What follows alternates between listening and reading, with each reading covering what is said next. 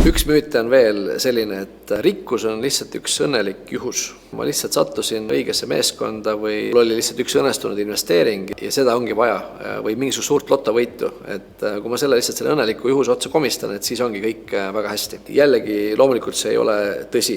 Selleks, et rikkuseni jõuda, on vaja väga palju tööd ja sageli me näeme küll seda tulemust ja me näeme seda edu, aga me ei näe seda, mis on selle nimel, see vaev, mis on selle nimel tehtud, et selleni jõuda. Sageli see taga on aastate pikkune nähtamatu töö, mis kuskilt ei paista välja, sest seni ajani pole ju mingisugust edulugu jagada ja see töö on selline iseendaga või väiksemas tiimis, mida mitte keegi väljaspoolt ei märka. Mul üks väga hea mentor, John Maxwell, ütles kunagi sihukese lause, et it took me 40 years to become an overnight success. Ja ma arvan, see iseloomustab väga hästi seda, et selleks, et üleöö edulooks saada, on see taga tegelikult aastakümnete pikkune töö.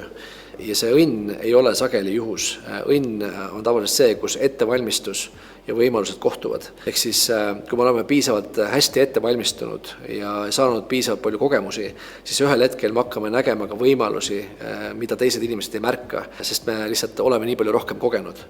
Ja kui me selle ettevalmistusele, enesearengule piisavalt palju tähelepanu pöörame, siis ühel hetkel need võimalused justkui tulevad kogemata meie juurde.